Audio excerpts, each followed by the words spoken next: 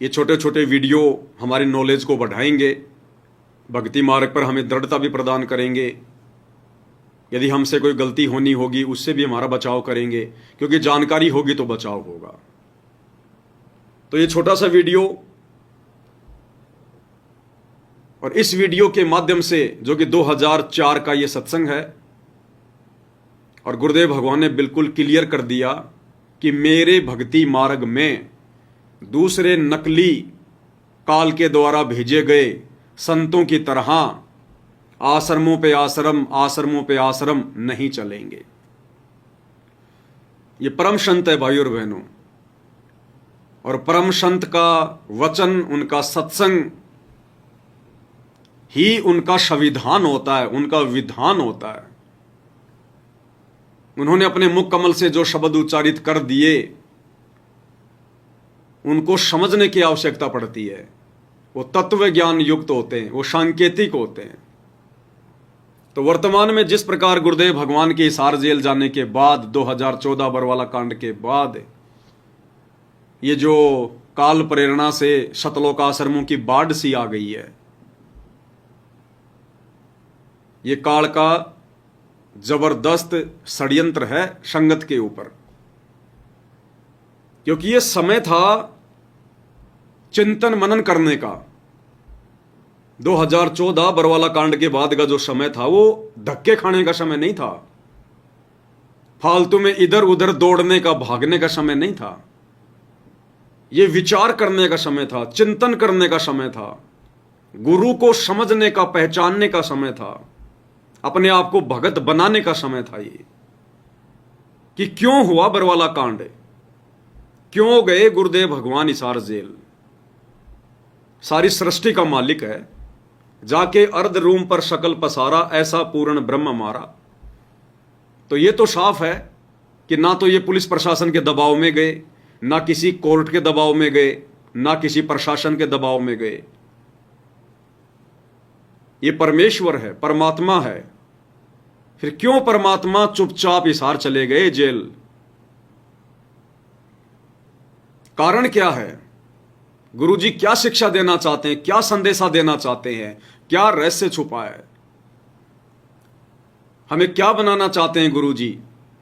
हमें क्या समझाना चाहते हैं जो उनके रहते सहते हम नहीं समझ पा रहे थे? तो यह समय तो था 2014 के बाद का चिंतन मनन करने का, मंथन करने का, विचार करने का।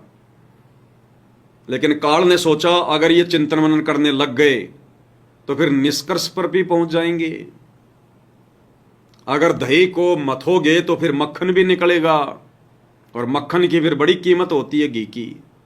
तो काल ने सोचा कि अगर इनको फ्री छोड़ दिया तो ये चिंतन मनन करने लगेंगे, ये विचार विमर्श करने लगेंगे, और फिर ये पर्दाफाश हो जाएगा। इसलिए काल ने 90% भाई बहनों को फंसा लिया अपने षड्यंत्र में, अपने जाल में। किनके माध्यम से? उन लोगों के माध्यम से जिन्होंने कभी गुरु को परमात्मा की दृष्टि से देखा ही नहीं, जिन्होंने कभी अपने गुरु को गुरु की दृष्टि से भी नहीं देखा, केवल एक मानुष माना, अपने जैसा मानुष। उनके आगे झूठ बोलना, उनसे बहुत सारी बातों को छुपा लेना, ये गुरुजी के परिवार की, स्टेट कोऑर्डिनेटरों की, बड़े बड़े भक्तों की बहुत ही घटिया आदत थी, बहुत ही घटिया आदत। ये गुरुजी को सच नहीं बताते थे, गलतियां करके छुपा लेते थे, झूठ बोलते थे। इन लोगों को फिर मोहरा बनाया काल ने, क्योंकि सतगुरु ने फिर इनको दिल से उतार दिया। और परमात्मा कहते हैं सतगुरु के दिल से उतरे वो शब्द बिहुना होई, और उसको काल घसीट ही राख सके न कोई। फिर उसको काल ले जाता घसीट के, क्योंकि परमात्मा कहते हैं जब तक हंसा हमरी आना, आना यानी आण काण में, मर्यादा में, जब तक हंसा हमरी आना और काल लगे ना तेरा बाणा, तब तक तू मेरे भगत के ऊपर कुछ नहीं कर सकता। तो मर्यादा इन आश्रमों में किसी की थी नहीं। गुरु को सब लोग मानुष मानते थे, और गुरुदेव ने बिल्कुल स्पष्ट कर रखा है कि यदि आप गुरु जी के साथ में भी रहोगे और यदि गुरु को अपने जैसा एक मानुष मानोगे, तो गुरुदेव ने बताया कभी न कभी आपके मन में दोष आएगा। ये बहुत विशेष संदेश हैं भाई और बहनों, छोटे छोटे। गुरु संकेतों की भाषा में ही बात करता है। गुरुदेव ने क्या कहा कि आप गुरु जी के साथ भी रहोगे, तो गुरु जी के साथ में कौन रहा करते थे? आप और हम सामान्य भगत तो रहा नहीं करते थे। तो ये संकेत गुरुदेव ने उन लोगों के लिए किया सत्संग में जो सतलोक आश्रम बरवाड़ा में या करोथा में गुरु जी के साथ में रहा करते थे, गुरु जी की सेवा में रहा करते थे, उनके बॉडीगार्ड बन के चला करते थे, कोई उनका ड्राइवर था। गुरु जी के बेटा बेटी भाई बंधु रिश्तेदार जो वहीं पर पड़े रहते थे, उनके लिए गुरुदेव ने संकेत किया कि आप गुरु जी के साथ में भी रहते हो और यदि गुरु को अपने जैसा एक मानुष मानोगे, अपने जैसा ही एक व्यक्ति मान के चलोगे, तो गुरुदेव कहते हैं न कभी मन में दोष आएगा। ये परम संत का वचन है, पहले सुन लीजिएगा। परमात्मा बताते हैं, गुरु मानुष कर जानते ते नर कहिए अंधे, ओवे दुखी संसार में आगे यम के फंदे। गुरु को मानुष कर जानते तो ते नर कहिए अंधे, और फिर होवे दुखी संसार में, फिर काल के फंदे। आप सुनिए, पुणात्माओं, हमने गुरु जी को परमात्मा मानना पड़ेगा। परमात्मा मानने से हमारी यह प्रॉब्लम सोल्व होएगी, नहीं तो नहीं हो सकती। हम अपने ही जैसा गुरु को माने, एक मानुष रूप मान करके हम यदि उसके साथ रहेंगे तो कभी ना कभी दोष आपके मन में आवेगा। क्लियर कर दिया गुरुदेव ने। यदि हम गुरु को अपने जैसा मानुष मान के उनके साथ में रहेंगे तो कभी न कभी मन में दोष आएगा।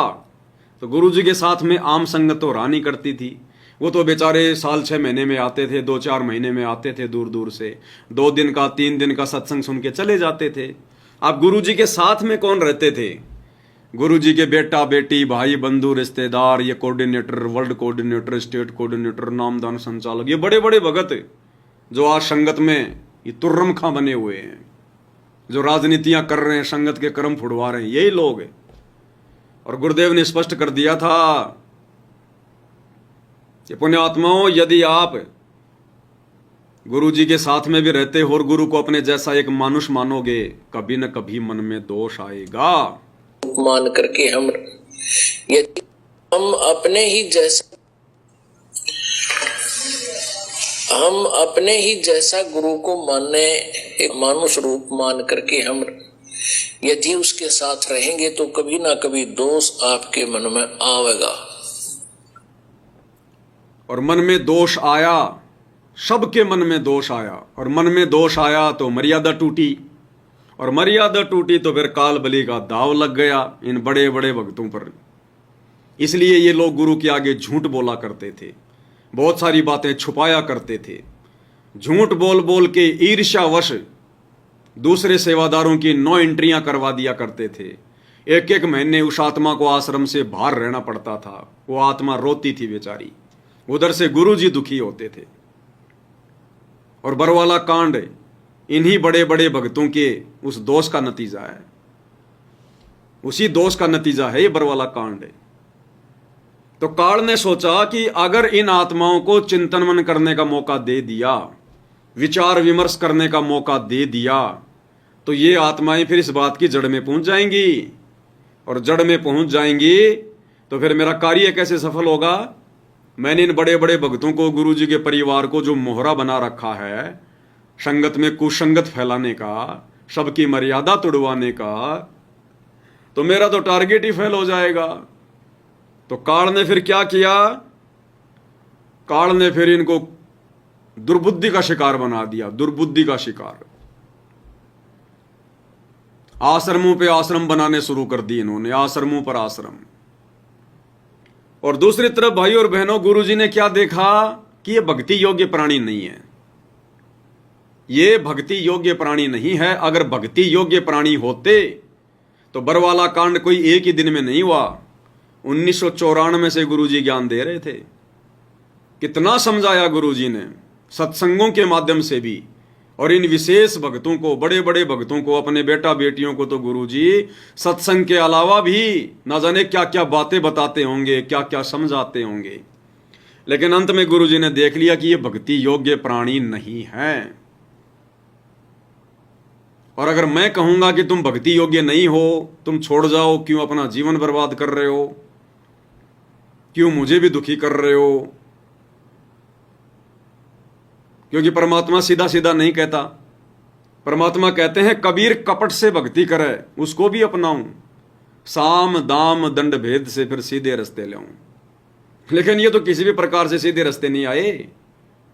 इन्होंने तो बिल्कुल गोडे काट दिए कि गुरुजी नहीं, हमने जाना नहीं, हमने सतलोक, और आप ले जाके दिखाओ कैसे लेके जाओगे। तब गुरु ने देखा भाई ये भक्ति योग्य प्राणी नहीं है। और ये 2014 बरवाला कांड, चुपचाप रहे परमात्मा, इनकी हर प्रकार की मनमानियों को देखते रहे, सहन करते रहे, इनकी बकवादों को देखते रहे, सहन करते रहे। इन्होंने जो भक्तों को कमांडो बना दिया, काले कपड़े पहना दिए, हाथों में लठ पकड़ा दिया, बंदूकें पकड़ा दी,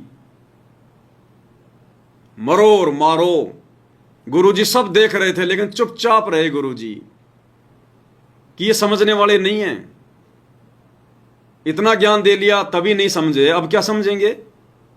अब अगर मैं इनको कहूंगा भाई तुम ये क्या कर रहे हो, अरे नालायको, मैंने इन हाथों में सुमरणी पकड़ना सिखाया, तुम्हें मंत्र कार्ड पकड़ना सिखाया, ये हाथ तुम्हें जोड़ना सिखाया, इन हाथों से सत्साई बोलना तुम्हें सिखाया, और नालायको तुमने इन हाथों में, मेरे भक्तों के हाथों में तुम लोगों ने ये लठ पकड़ा दिए। अरे मैंने तो लठ छुड़वाए थे, इन हाथों से मैंने दान धर्म करना, मैंने कोई परोपकार का काम करना सिखाया, और तुम लोगों ने नालायको एक ही दिन में मेरे भक्तों के हाथों में लठ पकड़ा दिए, बंदूकें पकड़ा दी।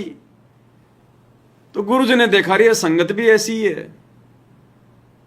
इनको 20 साल से शिक्षा दे रहा हूं, भगत बन जाओ, भगत बन जाओ, भगत बन जाओ। ये भगत तो बने नहीं मेरे 20 साल के प्रयास से, और मेरे परिवार वालों के एक दिन के प्रयास से ये कमांडो बन गए, हाथों में लठ लेके जरूर खड़े हो गए।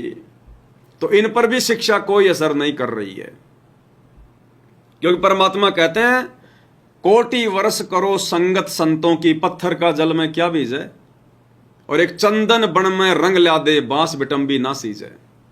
पत्थर को चाहे 1 करोड़ वर्ष तक पानी के अंदर डाल के रखो, गुरुदेव कहते हैं पानी में तो हर वस्तु निर्मल हो जाती है, कोमल हो जाती है। और उस पत्थर को 1 करोड़ वर्ष भी पानी में डाल के रखोगे ना, और उसके बाद निकाल कर अगर दूसरे पत्थर से रगड़ोगे, चिंगारी निकलेगी, चिंगारी। तो गुरुदेव ने देखा कि 20 साल से ना तो मेरे परिवार पे इस ज्ञान का असर हुआ, और ना इन भगतों पे कोई असर हुआ। मैं 20 साल से भगत बनाने जा रहा हूं, ये भगत नहीं बने, और मेरे परिवार ने एक दिन में इनको कमांडो बना दिया, इनके हाथों में लठ पकड़ा दिए, और ये खुशी खुशी लठ लेके खड़े भी हो गए कि मरेंगे और मारेंगे। गुरुदेव ने देखा ये तगड़े भाई, ये तो है, मैंने तो भगत बनाना चाहा, भगत नहीं बने, और मेरे परिवार ने एक दिन में इनको भगत सिंह बना दिया, भगत सिंह। तो गुरुदेव ने देखा कि इनकी छटनी होने दो, इनकी ये संगत में कुसंगत पैदा हो गई, काल प्रेरणा से इनकी छटनी करनी है। इसलिए गुरुजी चुपचाप रहे, चुपचाप। मालिक को पता था ये भक्ति योग्य प्राणी नहीं है। बरवाला कांड के बाद भी काल प्रेरणा से ये लोग चुपचाप नहीं बैठे, यानी इतना सत्यानाश करने के बाद भी गुरुजी के परिवार को चैन नहीं आया, इन कोऑर्डिनेटरों को शांति नहीं हुई कि नहीं, अभी गुरुजी का मिशन ढंग से बर्बाद नहीं हुआ, जब तक मिट्टी में नहीं मिला देंगे, ढंग से बर्बाद नहीं कर देंगे, तब तक हमें चैन नहीं आएगा।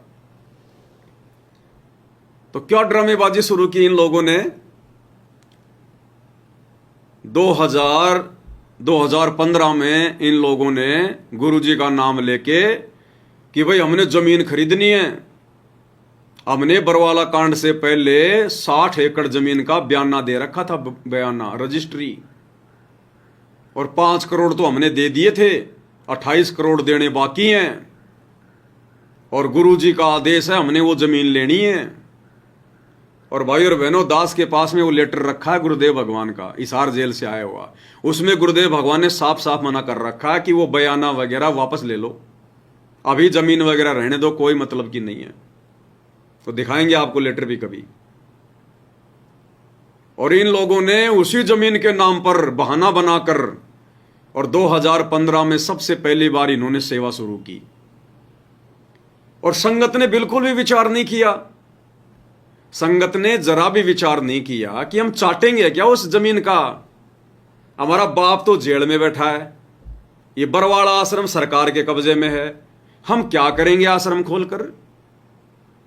संगत ने भी विचार नहीं किया, और बेचारों ने जी जान लगाकर आर्थिक सेवा करी, जी जान लगाकर।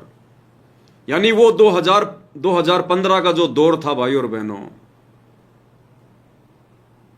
लोगों ने अपने मकान तक बेच दिए, इतने भावुक हो गए कि ना जाने सेवा दोबारा मिलेगी नहीं मिलेगी, मिलेगी नहीं मिलेगी। किसी ने अपना प्लॉट बेच दिया, जयपुर का एक भगत था, उसने तो अपना ऑटो रिक्शा ही बेच दिया। यानी लोगों ने जी जान लगा के इन लोगों को सेवा दी, अरबों में सेवा गई, अरबों में, और उस जमीन के नाम पर। और आज जरा इनसे पूछो वो जमीन कहां है। इन्होंने वो बयाना भी वापस ले लिया था उस पार्टी से। उसमें गुरुदेव ने उस लेटर में लिखा हुआ है कि तुमने जितने पैसे दिए हैं ना, 3 या 4 करोड़ रुपए, 5 करोड़ रुपए, उसमें जैसा तैसा करके, कम बत्ती करके वो बयाना वापस ले लो, अभी जमीन जुमीन नहीं लेनी है। इन्होंने उधर से तो वो पैसा वापस ले लिया, और इधर संगत को मूर्ख बना दिया। उसी जमीन के नाम पर संगत से सेवा शुरू कर दी, और जम के लूटा भाई और बहनों, इन्होंने जम के लूटा। उसके बाद फिर उन्होंने आश्रम खोलने शुरू कर दिए, धंधा जो शुरू करना था इनको, इन्होंने आश्रम पे आश्रम, आश्रम पे आश्रम। अब परमात्मा भी क्या करे भाई और बहनों, मालिक ने देखा कि भक्ति योग्य प्राणी तो है नहीं, और अगर इनको मैंने फ्री छोड़ दिया तो ये ढंग से मेरे मिशन को पाताल में लेके जाएंगे, ढंग से। तो काल ने तो जो है, परमात्मा ने भी किसी न किसी बहाने इनको लगा के रखा, इनको कि ये दुर्बुद्धि के शिकार हैं, शैतान इनके खोपड़ी में बैठा है। अगर इनको मैंने फ्री छोड़ दिया तो ये बर्बादी बर्बादी वाले काम करेंगे। तो काल ने इनको कुप्रेरणा की कि खोलो आश्रम, आश्रम शुरू करो, चिंतन मनन नहीं करना, बैठ के विचार विमर्श नहीं करना कि ये सब क्यों हुआ, भक्ति नहीं करनी, मर्यादा में ना खुद रहना ना संगत को रहने देना। काल ने कुप्रेरणा करनी शुरू कर दी, और इन्होंने धीरे धीरे धीरे धीरे आश्रमों की नींव डालनी शुरू कर दी। अब क्या है भाई और बहनों, गुरुदेव ने हमें एक कथा सुनाई छोटी सी, कि एक गुरु था और उसने अपने चेले को एक सिद्धि करवा दी। सिद्धि कंप्लीट होने के बाद में गुरु 2-4 दिन के लिए कहीं बाहर चला गया कि भाई चला राम, मैं थोड़ा बाहर जाके आ रहा हूं, कोई दूसरे आश्रम थे उसके, और 2-3 दिन में आ जाऊंगा। और गुरु ने कह दिया था कि ये सिद्धि मेरी गैर हाजिरी में कभी भी प्रयोग मत कर लेना। बोला ठीक है गुरु जी। गुरु चला गया। अब चेले ने 1 दिन रोटी बनाई, 2 दिन रोटी बनाई। अब चेले ने देखा ये तो भाई मोटा काम हो गया, क्या करें। तो चेले को याद आया कि गुरु जी ने एक सिद्धि करवा रखी है, उसको देख लेते हैं। उसने वो सिद्धि प्रयोग कर दी, और जैसे उसने सिद्धि प्रयोग करी तो एक जिन्न प्रकट हो गया, जिन्न। और उस चेले राम से बोला कि सुन भाई, मेरी बात सुन ले, अब तूने मेरे को प्रकट तो कर लिया है, तो तेरे को नियमों का भी तेरे को पता होना चाहिए। नहीं पता तो मैं बता देता हूं। अगर मुझे काम पर लगा के रखेगा तो तेरे को कोई दिक्कत नहीं आएगी, तेरे सारे काम करूंगा, जो बोलेगा वो। अगर मेरे को जरा भी तूने फ्री छोड़ दिया, जरा भी, तो मैं तेरी गर्दन मरोड़ूंगा, ध्यान रख लेना इस बात का, नहीं तो तूने मुझे प्रकट ही नहीं करना था। अब चेले राम के तो पसीने आ गए, क्या करें भाई, अब कितना क्या काम करवाता। बोला जंगल से लकड़ियां तोड़ के ला। अब वो तो जिन था, वो तो अपनी सिद्धियों से सारा काम करता था। 2 मिनट में जाके लकड़ियां ले आया, लकड़ियां जला दी। अब बोल खाना बना दिया। अब बोल पानी भर के ला, 2 मिनट में पानी ले आया। अब चेले राम के पसीने आ गए, अब और क्या काम बताऊं इसको, और ये तो मारेगा भाई, और गुरुजी भी नहीं है, गुरुजी भी नहीं है। अंत में वो दुखी हो गया और हृदय से गुरुजी को याद करने लगा, पुकारने लगा, हे गुरुजी रक्षा करो, हे गुरुजी रक्षा करो। इतने में गुरुजी आते हुए दिखाई दे गए। वो तो दौड़ के गुरुजी के चरणों में गिर गया, गुरुजी बचाओ, गुरुजी बचाओ। अब गुरुजी समझ गया नालायक ने सिद्धि प्रयोग कर दी होगी। बोला अरे तूने वो सिद्धि प्रयोग कर दी क्या? बोले हाँ गुरुजी। अरे बोले मूर्ख, तेरे को मना किया था ना। अब वो जिन केवल उस चेले को दिखाई दे, गुरुजी को दिखाई नहीं दे, क्योंकि सिद्धि उस चेले ने खोली थी। तो गुरु ने कहा कि कहां हो? बोले जी वो खड़ा सामने, तैयार खड़ा है। बोलो कुछ काम बताओ जल्दी। बोले एक काम कर, एक लंबा सा बांस लेके आ। लंबा सा बांस ला, इसको बोल। तो उसने कहा कि लंबा सा बांस लेके आ। वो 2 मिनट में बांस लेके आ गया। गुरुजी बोले इसको बोल जमीन में गाड़ दे। अच्छा। बोले जमीन में गाड़ दे इसको। उसने जमीन में गाड़ दिया। अब गुरु ने कहा कि इसको बोल दे कि इस बांस पे चढ़ और उतर, चढ़ और उतर, और जब मेरे को काम होगा तब मैं तेरे को बुला लूंगा, नहीं तो ये काम करता रहे तू।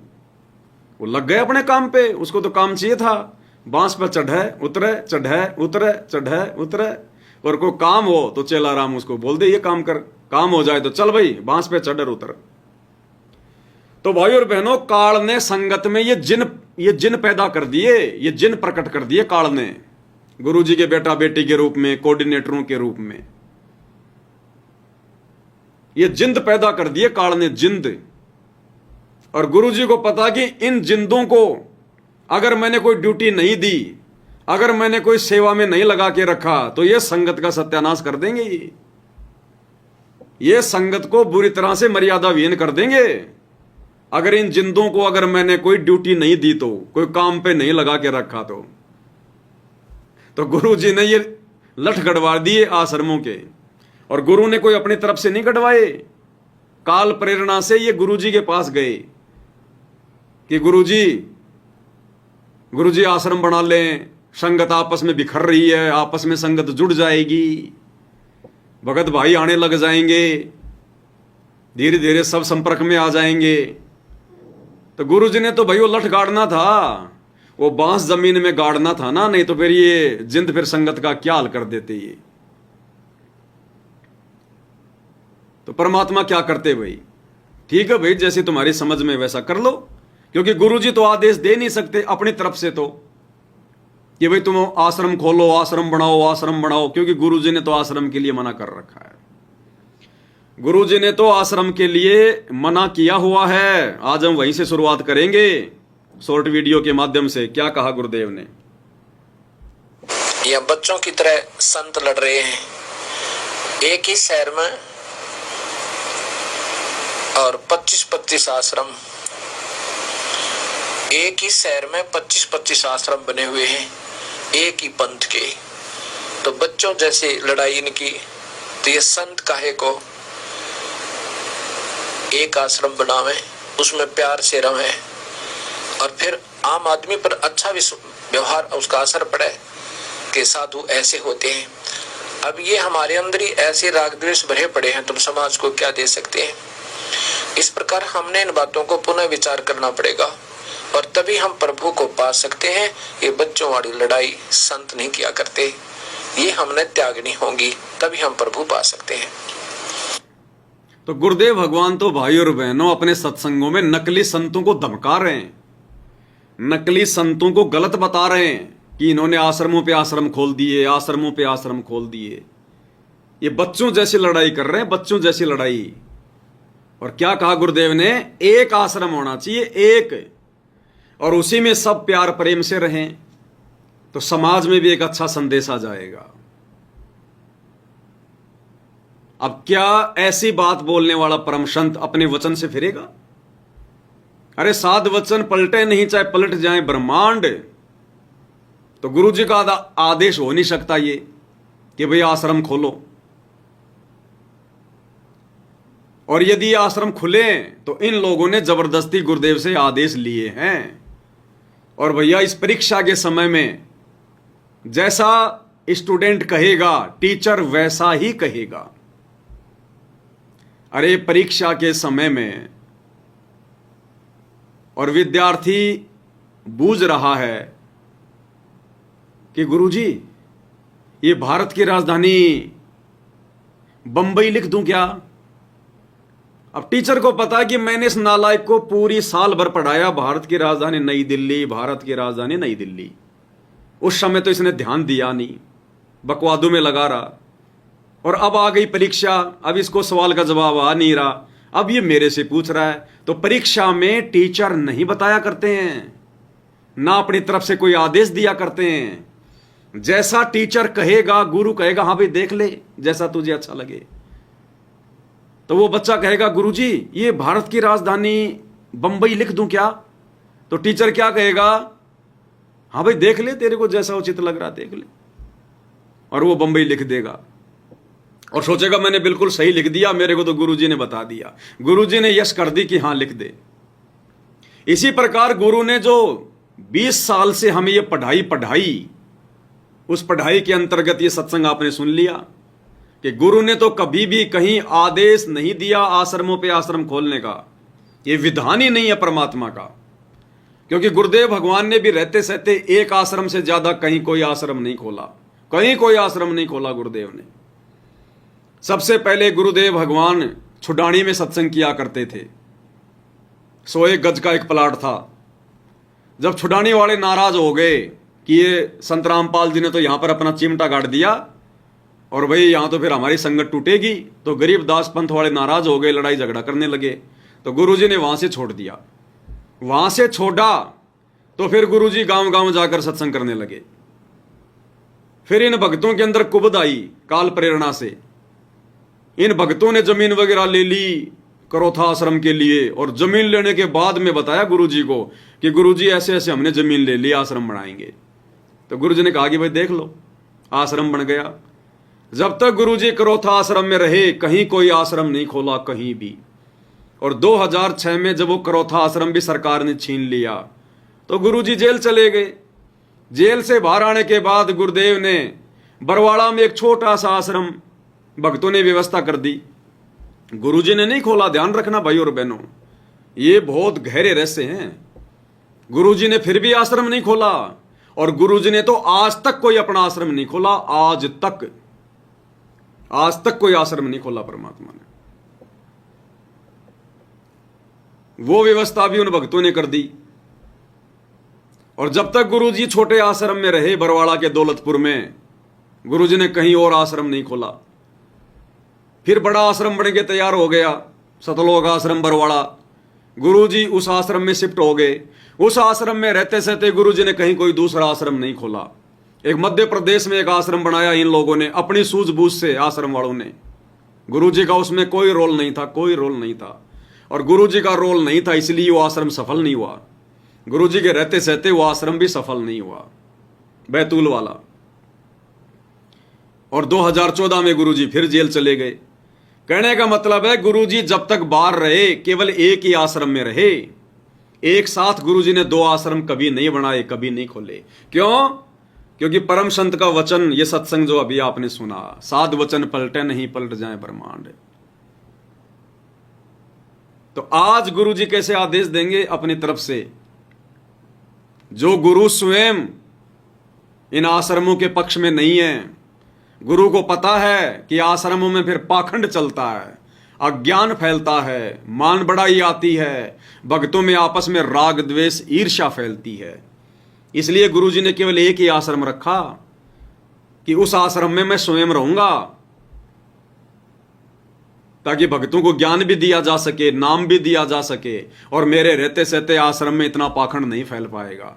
लेकिन गुरु जी के रहते सहते भी आप देख लो भाई और बहनों, आश्रम में कितना पाखंड शुरू हो गया था, कितनी मनमानियां शुरू हो गई थी। इन लोगों ने मनमुखी रूप से राष्ट्रीय समाज सेवा समिति बना दी, जजों के खिलाफ पुस्तकें लिखना शुरू कर दिया, भक्तों को गुरु जी का नाम लेके पुस्तकें बंटवानी शुरू कर दी, जजों को भड़काया, प्रशासन को भड़काया, और इन्हीं लोगों ने फिर बरवाला कांड करवा दिया। ये होता है आश्रमों में। ये अगर आश्रम में ही भक्ति होनी थी तो 2014 बरवाला कांड के बाद फिर तो सारे भगत बेचारे टूट जाने थे, बिखर जाने थे। लेकिन मालिक को पता कि भक्ति आश्रम में नहीं होगी, भक्ति तो ज्ञान को आधार बनाकर होगी, फिर चाहे पहाड़ पे बैठ के कर लो। जिसको ज्ञान हो गया, मर्यादाओं का पता चल गया, जो आत्म कल्याण के प्रति चिंतित हो जाएगा, उसको फिर कहीं आश्रमों की जरूरत नहीं पड़ती, फिर उसका घर ही उसके लिए आश्रम होता है। इसलिए गुरुदेव भगवान आश्रमों के पक्ष में नहीं थे। लेकिन परमात्मा ने लोगों को मना भी नहीं किया, क्योंकि परीक्षा का समय था कि भैया ठीक है, जैसा तुम कर रहे हो आने वाले समय में खुद ही अपना भोगोगे। और दूसरी बात ये जिंद, अब जिंद को तो भाई बांस पे चढ़ाना उतारना जरूरी। तो परमात्मा ने देखा कि इस बहाने ये कम से कम सेवा में तो लगे रहेंगे, ये भक्ति तो नहीं करेंगे, भक्ति योग्य प्राणी तो नहीं है, लेकिन कम से कम इनका जो दिमाग है, जो संगत को जो बर्बाद करने में जो लगना था, अब इन आश्रमों में लगा रहेगा। ये महंत बन के बैठ जाएंगे इन आश्रमों के।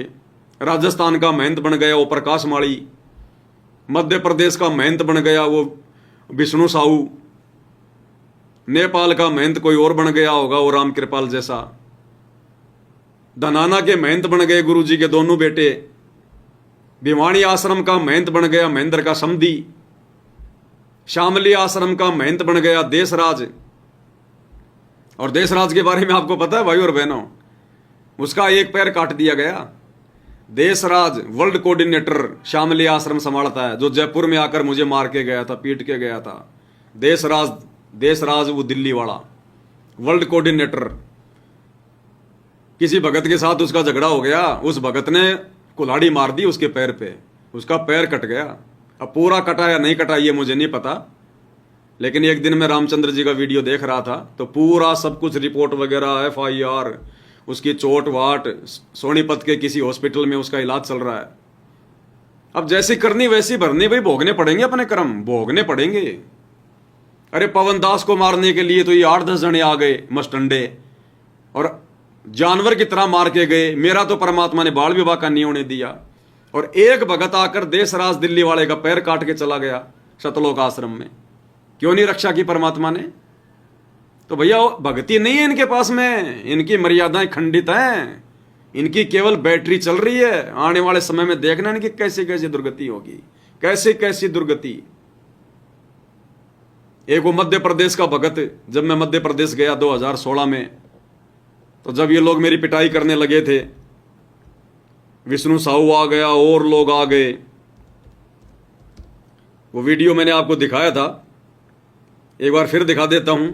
इस वीडियो के अंदर जो भगत ये कह रहा है कि मैं तलवार ला रहा हूं, मैं तलवार ला रहा हूं, रुको रुको। सबसे पहले तो विष्णु साहू बोलेगा कि रुको रुको मैं पीटूंगा। सबसे पहले आपको जो ये आवाज सुनाई देगी ना कि रुको रुको मैं पीटूंगा, वो तो है मध्य प्रदेश का स्टेट कोऑर्डिनेटर विष्णु साहू, मोटा सा, काली पैंट सफेद शर्ट वाला, कि रुको रुको मैं पीटूंगा। और फिर एक बोल रहा कि मैं तलवार लाता हूं अभी। ध्यान से सुनना। जब मैं मारूंगा मैं मारूंगा, जब मैं मारूंगा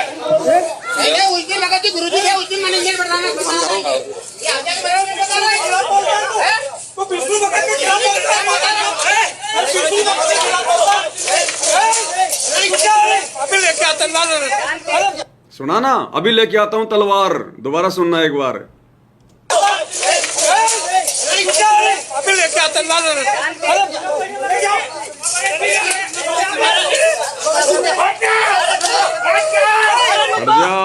हट जा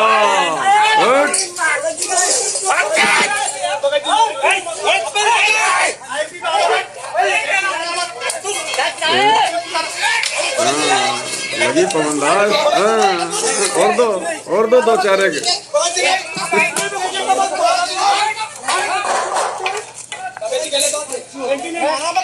बता, तो विष्णु भगत के खिलाफ बोलेगा, अभी लाता हूं तलवार। तो भाई और बहनों, वो जो तलवार लाने गया था ना उस गाड़ी में से, उसकी ऐसी दुर्गति से मौत हुई है, दुर्गति से मौत है।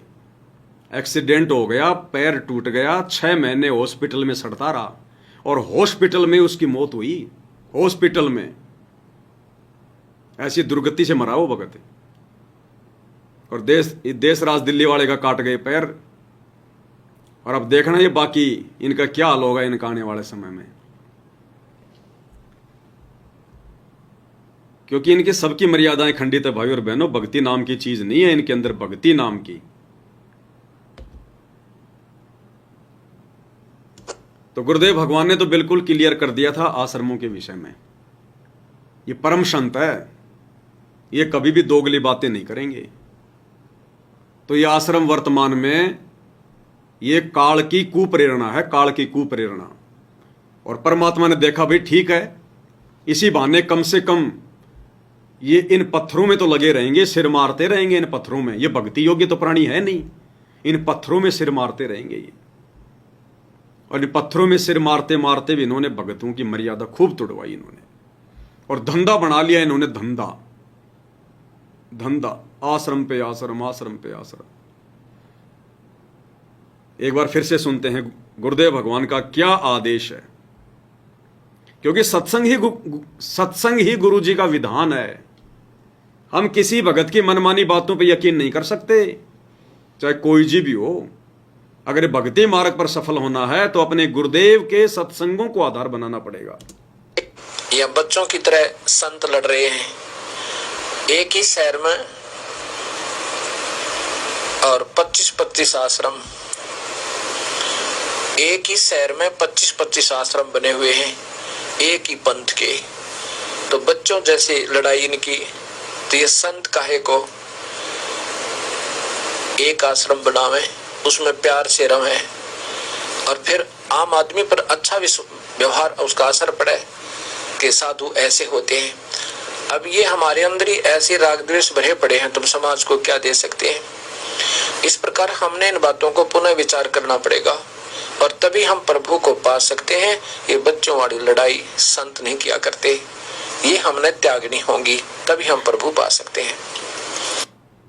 तो ये है गुरुदेव भगवान का विधान, उनका संविधान आश्रमों को लेकर। अब गुरुदेव भगवान ने अभी तक भाई और बहनों कोई भी आश्रम अपनी मर्जी से, अपनी सहमति से नहीं खोला है। अभी तक नहीं खोला गुरुदेव ने, और अभी तक नहीं खोला इसीलिए भाई और बहनों हर आश्रम टूटता जा रहा है, हर आश्रम टूटता जा रहा है।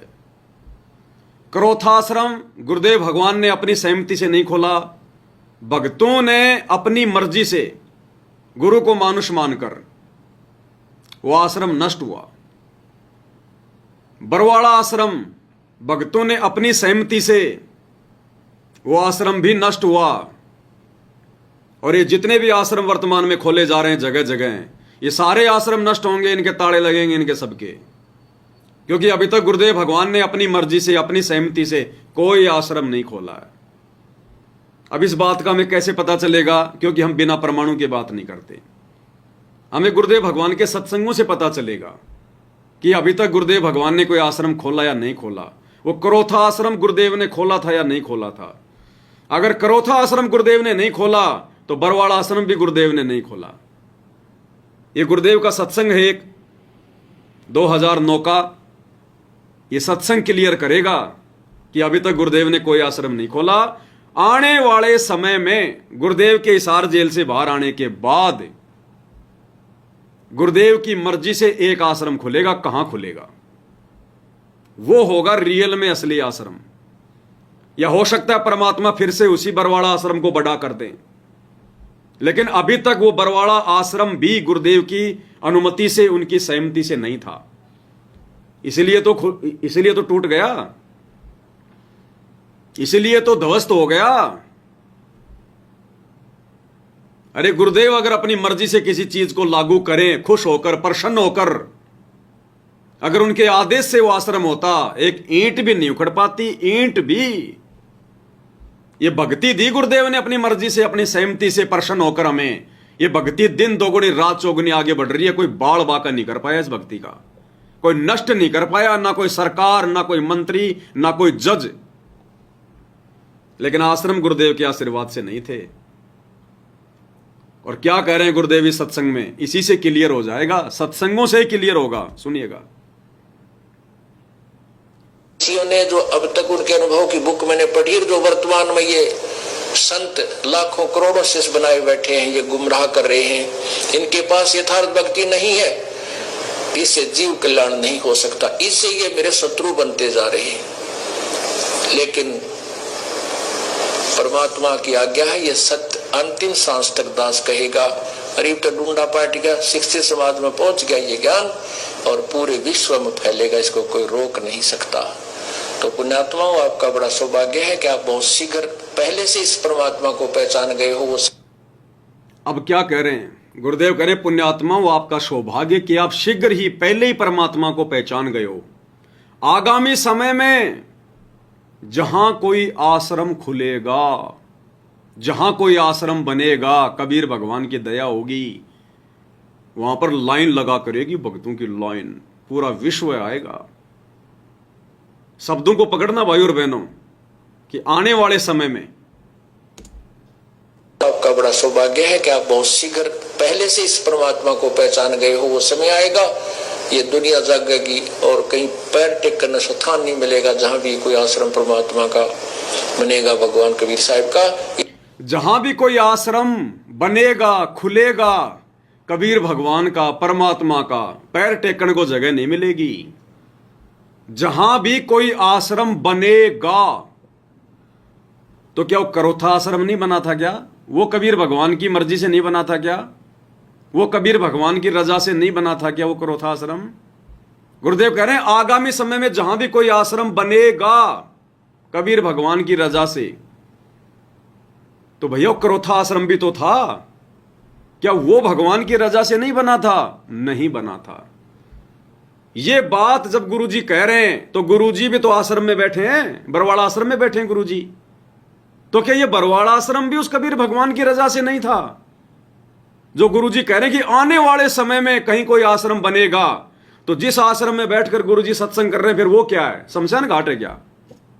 यानी जिस आश्रम में बैठकर गुरुजी ये बात कह रहे हैं, वो आश्रम भी गुरुजी की मर्जी से नहीं है, गुरुजी की सहमति से नहीं है। गुरुजी कह रहे हैं आने वाले समय में जब कहीं कोई आश्रम बनेगा, पूरी दुनिया आएगी, पैर टेकने को जगह नहीं मिलेगी। ध्यान से सुन लो।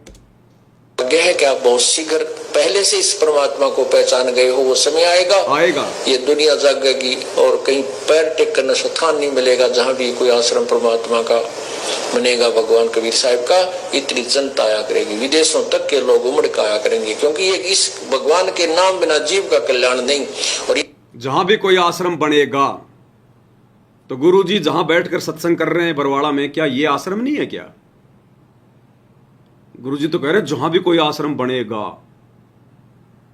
इसका मतलब गुरुदेव के आदेश से, गुरुदेव की इच्छा से कोई आश्रम नहीं खुला अभी तक।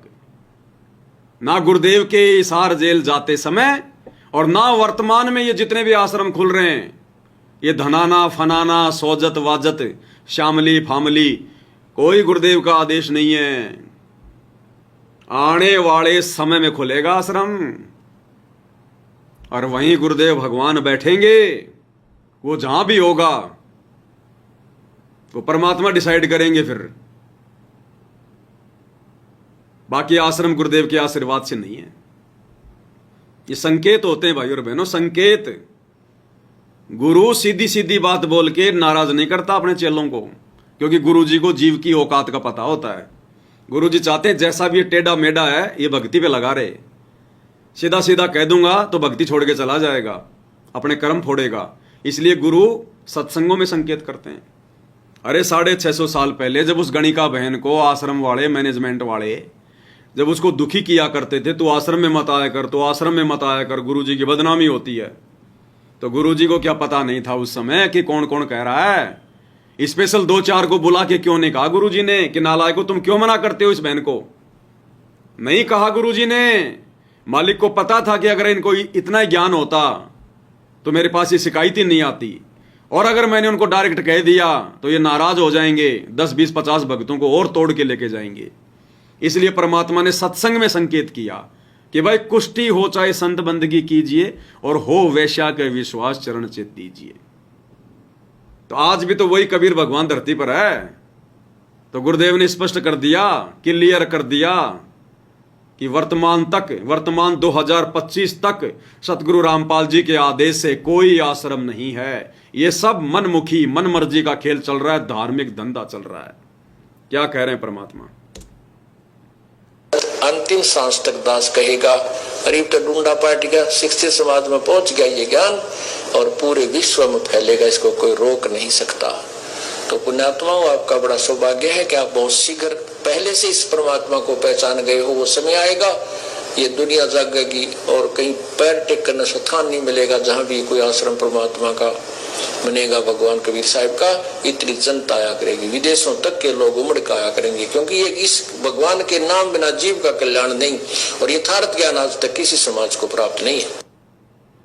तो गुरुदेव ने उस आश्रम को भी रिजेक्ट कर दिया जिस आश्रम में बैठकर गुरुजी ये बात कह रहे हैं, उसको भी रिजेक्ट कर दिया, बरवाड़ा को भी, और वो करोथा भी रिजेक्ट। इसलिए काल ने सारे आश्रम उजाड़ दिए, परमात्मा ने अपने सारे आश्रम उजड़वा दिए। ये भगवान का आश्रम अगर उनकी मर्जी से हो, अरे कहते हैं कि भक्ति मुक्ति के दाता सतगुरु भटकत प्राणी फिरंदा, उस साहिब के हुक्म बिना नहीं तरवर पाते लंता। क्या भगवान खुद अपना आश्रम बनवा के वो तोड़वाएगा क्या? अपने भक्तों का पैसा बर्बाद करवाएगा क्या? दान धर्म का पैसा। लेकिन वो भगवान की अनुमति से नहीं था, गुरु जी की सहमति से नहीं था, ये भक्तों की मनमानी का नतीजा था ये आश्रम।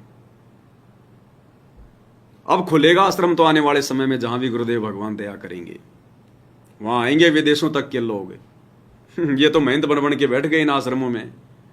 गुरु जी के दोनों लड़के तो धनाना आश्रम के महंत बन गए, राजस्थान वाले का राजस्थान वाला बन गया, मध्य प्रदेश वाले के मध्य प्रदेश वाले महंत बन गए।